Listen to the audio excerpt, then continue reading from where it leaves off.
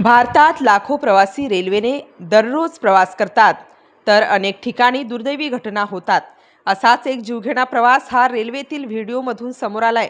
एक युवक रेल्वेच्या दरवाजात स्टंटबाजी करण्याच्या नादात हात निसटून पडता पडता वाचला आणि खिडकीला लटकला।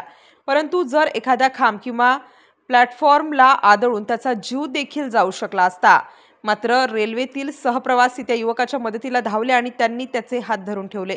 एका प्रवाशाने इमर्जन्सी साखळी ओढल्याने काही मिनिटात रेल्वे थांबली।